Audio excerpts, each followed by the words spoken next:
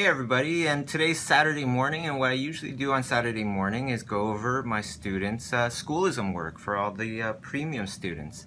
Okay, so let's take a look at an example that I already went over, and I felt like there was a lot of stuff to get from it. And so here we go, okay?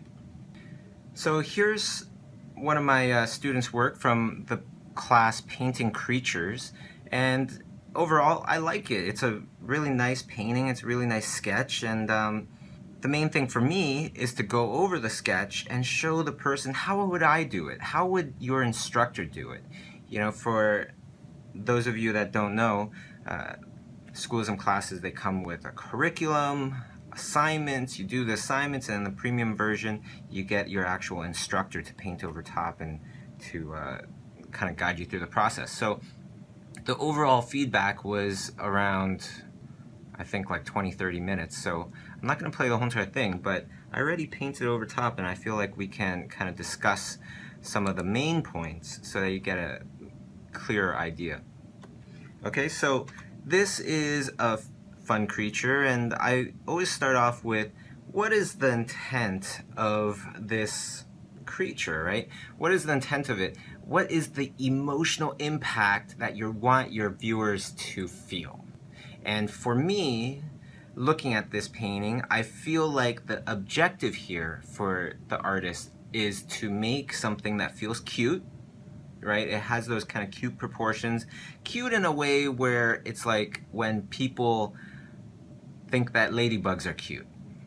The second thing that I feel this painting is trying to do to the viewer is to give them this feeling of like this awe-inspiring feeling, kind of like when you're looking at microphotography and you're looking at these beautiful little tiny creatures and all the little details that you never usually see. Let's start off with that awe-inspiring feeling, okay? So that awe-inspiring feeling, I feel like, can be very much enhanced just by touching up the background a bit, you know, darkening it a little bit, changing the lighting, as if we are seeing something that usually is hidden. It's a dark background, and yet it's a, you know, dark area, yet there is this beam of light coming in, and it's just hitting that leaf just right. Then we kind of see this little creature that we usually would never see.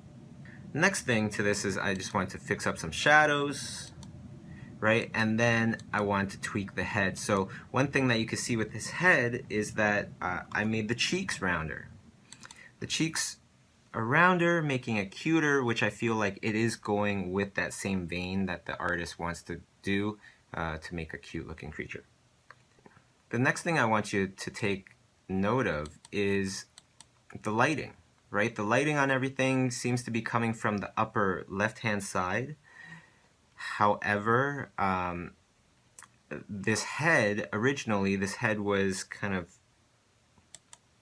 painted so that light seems to be coming from straight up above, perhaps slightly from the left. And as you can see from these highlights, that's not the case. And from the shadows, that's not the case. So I want to keep everything consistent because, you know, the bug, the weird little creature, the foliage, they are all being lit by the same light source.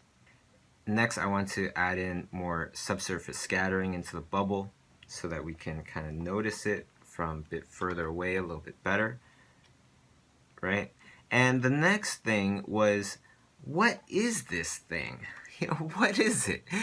Is it water? Is it actual membrane of the creature? You know, I felt like that part was a little bit unclear, so I want to clarify it.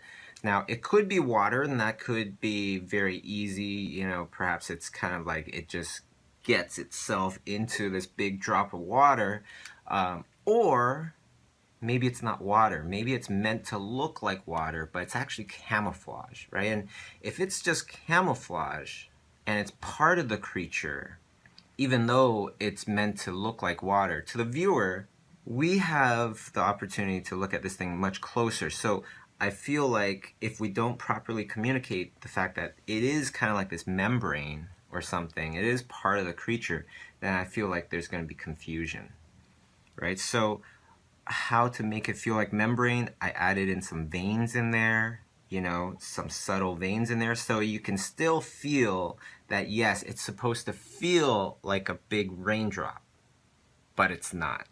And the viewer gets it this way.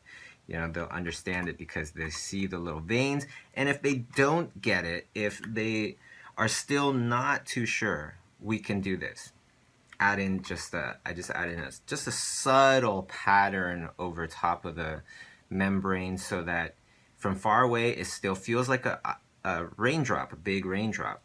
But you look a little closer, you investigate, and you can definitely tell, yes, it's this weird membrane over top of this cute, kind of weird creature, which I like. I like this feeling. Okay, the last thing is, can you guess it? Well, it's the material. I felt like the material of the head of the creature was a bit unclear. Right now, I'm not too sure if it's shiny or if it's kind of velvet-like or whatever it might be. So let's give it some indications of texture. I was thinking pores, right? I was thinking like pores in your skin. And I was also thinking, because this is supposed to feel like a wet raindrop, it would be a good excuse. It would work out well if we made the head shiny, as if it was kind of wet.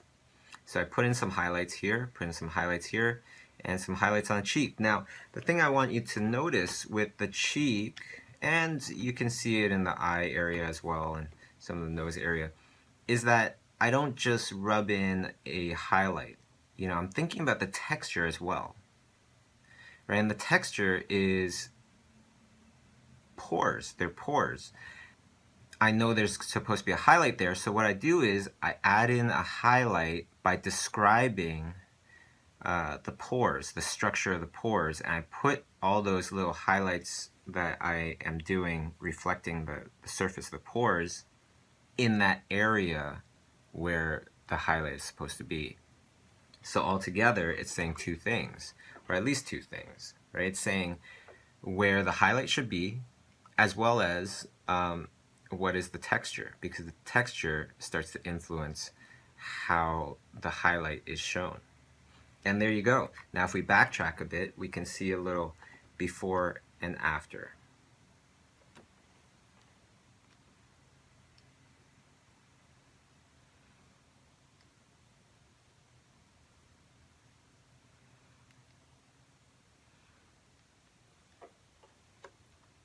Right, so there you go, and there's an example of the experience that students get from the premium classes of Schoolism, where we can customize our particular teaching towards your particular skill level.